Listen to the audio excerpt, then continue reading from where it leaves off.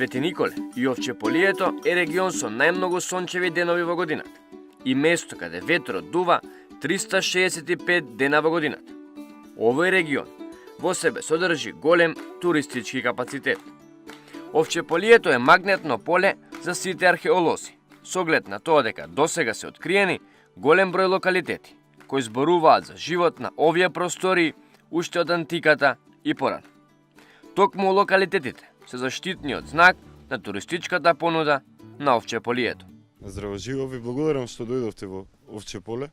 Се наоѓаме сега на градиштето до селото Кнежје, на непосредна близина од Свети Николе, на 3 километри од Свети Николе, каде што постаро старите го викале ова градиште, селото се вика Кнежје. Народната традиција кажува дека некој кнез одамна живеел на ова градиште, но археолозите предпоставуваат, овде го имаат убицирано всушност, древниот антички, пеонски или пајонски град Била Зора, или како што ние милуваме да го кажеме, Бела Зора. Овој локалитет представува, со голо око што може да се види, еден од најстарите антички локалитети на територијата на Република Македонија. И сите посетители овде може да видат архитектура која што е многу постара од тоа што може да се види, например, во најпопуларните локалитети, како Стоби, Хераклеја и така натаму. Наводите движните наводи кои што се изложени во Народниот музеј во Свети Николе само ја дополнуваат сликата на посетителите. Веќе имаме објавено повеќе кратки видеа за промоција на локалитетот, текстови и така натаму, но она што е интересно е дека не е само овој локалитет во општина Свети Николе, ние како општина представуваме вистински потенцијален археолошки резерват. Заедно со соседната општина Лозово на археолошката карта се напишани 300 и кусор археолошки локалитети, официјално потврдени, неофицијално се барем 3 пати повеќе. Освен антиката, овде се потврдени најстарите палеолитски станици во Македонија, кај селото Мустафино, кај Забегово, Горобинци, Немањици, имаме и неолит. Видливо е дека луѓето овде живееле не само во праисторијата, туку и во антиката, но и во доцната антика, во рано христијанството и во целиот среден век. Во цела општина Свети Николе може да се види тој слој на цивилизации, што не прави вистински, би рекол, предизвик за сите оние истражувачи на македонското минато, но и за оние кои што сакаат одблизу да ги почувствуваат природните ресурси на нашата волшебна Македонија, како што милувам да си ја кажам татковината. Свети Николе, или порано Свети Никола, е единствениот град во Македонија со име на светец. Култот и почита кон овој светец е навистина голем. Голем број на цркви во околните места, но и главната црква во градот Свети Николе се посветени токму на Светиот Никола. Поврзаноста на овој крај со религијата е потврдена во сите народни преданија, записи и научни трудови, а се зборува дека овој регион имал 365 цркви за секој ден во годината. За воля на вистината, Свети Николе е единствениот град со име на светец во Македонија. Името на градот до 45-та, до вториот службен вестник во Македонија после војната, било официјално Свети Никола. Многуте цркви посветени на Свети Никола, особено многуте цркви посветено на празникот на пренесувањето на моштите на Свети Никола, летен Свети Никола, кој што е сега во мај. Заедно со другите стари цркви би го споменал Ѓуричкиот манастир, би ја споменал црквата Свети Јован Богослов во Богословец. Не можеме да ја пропуштиме црквата Свети Никола во Бориловци, кој што представува една од најстарите цркви во Македонија. И многу други, па имаме ние овде камени крстови, па имаме народно предание дека некогаш во Овчеполе имало 365 цркви за секој ден во годината. Тоа е стара христијанска традиција.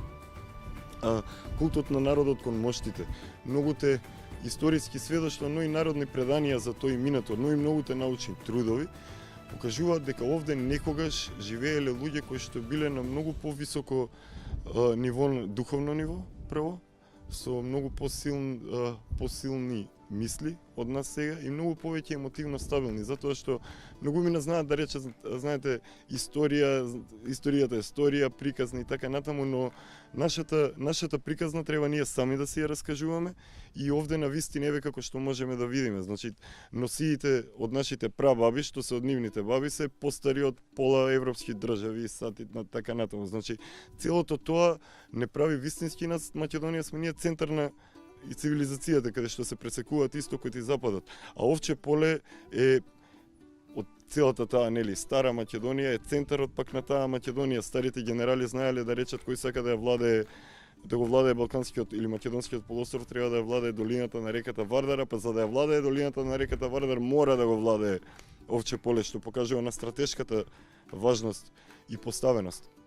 Освен црквите кои зборуваат за духовната традиција, овој регион има и голем број култни места, на кои луѓето оделе и изведувале разни ритуали. Тука имаме и многу природно геоморфолошки форми, чудни формации од камени, така натаму култни места, каде што народот со векови доаѓа и прави некакви ритуали, обреди, или само доаѓа да ги почитува местата, како што оди и во старите цркви во Овче поле да пали свеќи и да се моли и да кажува благодарност на Дедо Боже за целото здравје, среќа и берекет кој што вака или онака го одржал Овче поле низ, не само низ годините, туку низ вековите и милениумите.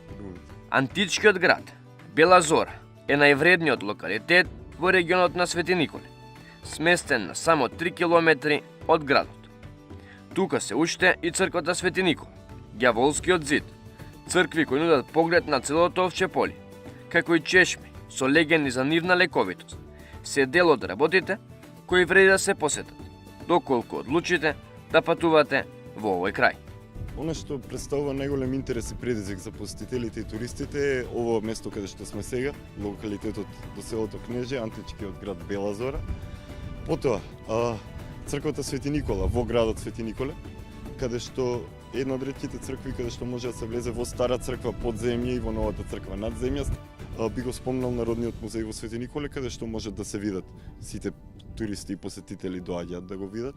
Ќе спомнам на ридот Свети Илија, кај нас се наоѓа камен крст и една од ретките цркви посветени на Света Лидија Македонка, првата македонка покрстена од апостол Павле. Еве еден ексклузивен податок, ние овде имаме и село Павлешенци, имаме стари преданија дека апостол Павле поминал и овде во Овче поле. Потоа ридот Богословец, каде што се наоѓа исто именото село. Ридот Богословец е тој предел еден од најсниманите предели во македонската кинематографија. Многу филмови се снимени таму. Таму се наоѓа окното од стариот рудник за азбест, Македонија азбест, може да се видат стари чешми, може да се посети прекрасната огромна црква посветена на Свети Јован Богослов. На врвот исто така е посветен на Свети Јован Богослов и е точка од каде што може да се види на вистина целото Овче поле. Позади ридот Богословец се наоѓа една кисела вода каде што има многу предани легенди за нејзината лековитост и народот уште ја користи. Позади се наоѓа и големиот огромен зид редени камења кој што на турски бил наречен Шејтан Дувари, па денес го нарекуваат Ѓаволски зид. Позади нас е ридот Ѓуриште, возвишението Ѓуриште, со Ѓуричкиот манастир посветен на Света Богородица.